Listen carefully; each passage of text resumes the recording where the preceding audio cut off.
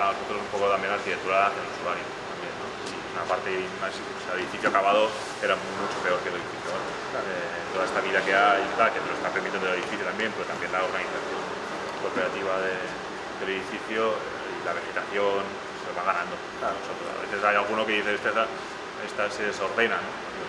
Al contrario, o sea, eso y dar posibilidad de que eso pase, ¿no? Y si lo dejas un poco sin hacer o dejas posibilidades que eso pase, puedes facilitar más o menos la arquitectura y facilitar eso, la apropiación para el usuario posteriori.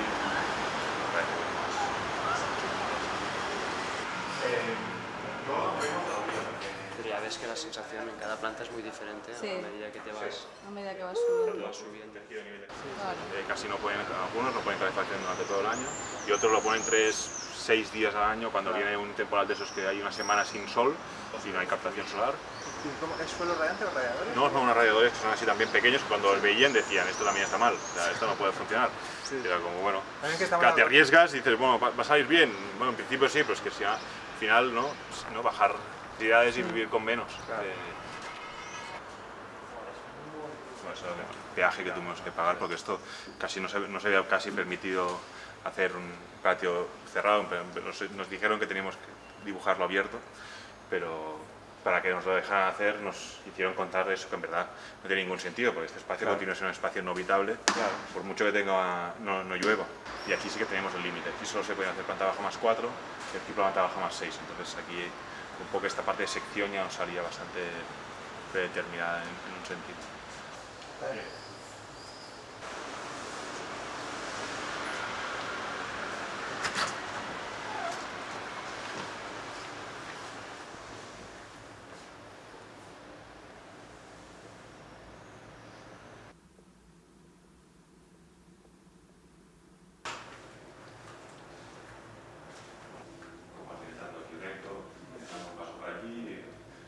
Aquí encontraban ruinas romanas y del neolítico del parque porque se han podido ya quitar ese y ya está.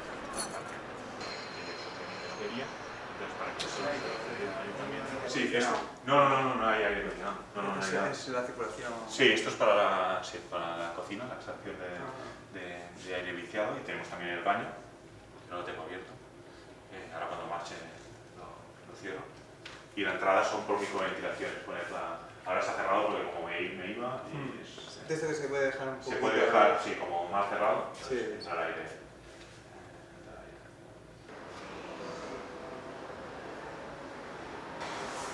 con el tiempo y acabando ya el proyecto final de carrera, pues la cosa era, el panorama era muy complicado.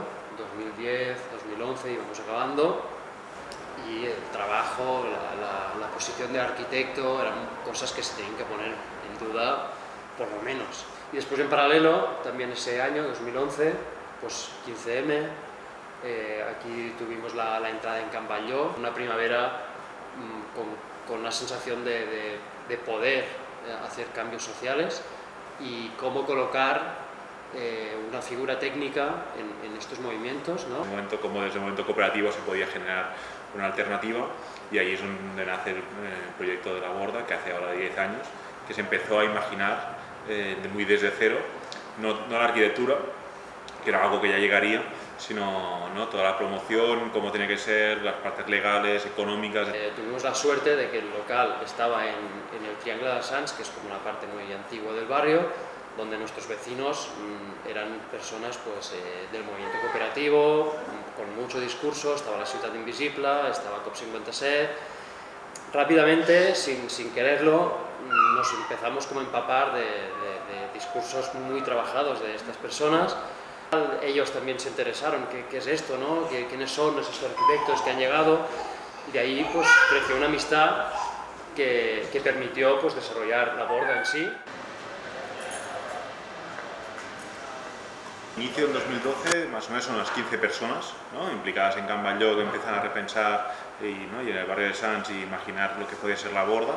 Y ahí se incorpora mucha más gente, porque claro, de esas primeras 15 personas se pensaba un proyecto más pequeño de inicio y cuando se consiguió el solar eran para unas 30 viviendas, 28, 30, y ahí fue necesario en 2014 sumar mucha más gente, hasta 2018 que se empezó a vivir. Los 5 socios de la COL también formamos parte de la borda, ¿no? Hemos formado parte de la cooperativa y de la promoción y también somos usuarios, ¿no? Bueno, aquí de viviendas las dividimos entre S, M y L, las pequeñas, que es como el cuerpo base, que es unos 40-45 metros cuadrados. Después a partir de ahí vamos agregando unas piezas que lo llamamos los anexos, que en verdad son espacios comunitarios de uso privativo, que se van agregando a esta pieza mínima, que es 45 más 18 más 18, y pasamos a la M o a la L. ¿Vale? Esto lo que hace es que esta pieza, al estar, o sea, no queda dentro del contrato del piso mínimo, que sería la S, de los 45, sino que es un espacio comunitario que tú pagas a la cooperativa para hacer este uso privativo de esta parte. Para agrandar o hacer más pequeña tu vivienda es una gestión interna de la cooperativa, mientras que la parte base, nosotros aquí, en tanto que vivienda pública, tenemos un contrato con la Generalitat de Cataluña, por lo tanto esta parte es fija y no tendríamos que ir al notario. Por este modo lo que está haciendo es simplemente usar espacios de la cooperativa y cada unidad de convivencia decide sobre la distribución de este espacio. Lo único que está fijo es el núcleo de instalaciones, que es baño y cocina, todo compacto. La cocina se puede elegir dónde está, siempre relacionada con este núcleo de aguas, y a partir de ahí la distribución es bastante libre.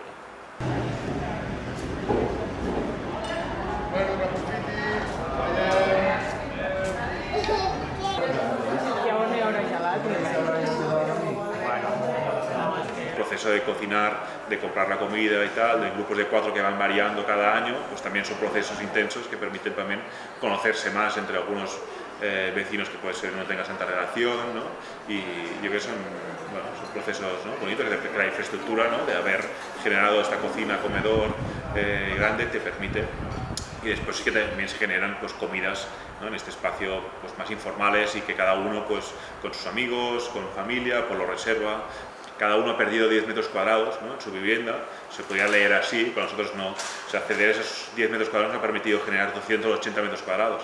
Y decimos que nuestro piso, en vez de 70 metros cuadrados, tiene 340 metros cuadrados, ¿no? Puede tener 60 más privativos, pero 280 de uso, pero has ganado las habitaciones de invitados, una lavandería que está afuera, un espacio polivalente de juegos, una cocina-comedor. El patio, la terraza, todo esto nos salvó la vida en la pandemia, por ejemplo, cuando estábamos aquí confinadas, aunque era un tema complicado, porque se prohibieron los usos de espacios comunitarios y la mitad de la borda es espacio comunitario. Tuvimos un tiempo sin usarlo apenas. También había varias sensibilidades, había gente que consideraba que su casa empezaba en la calle, que la borda era todo su casa, y entonces si estás confinado en casa pues puedes usarle todo. Otra gente que no, que consideraba que su casa empieza en su piso, entonces no salían del piso, y ahí fue como un reto, ¿no? Porque habíamos proyectado un edificio para vivirlo colectivamente y no lo podíamos usar así.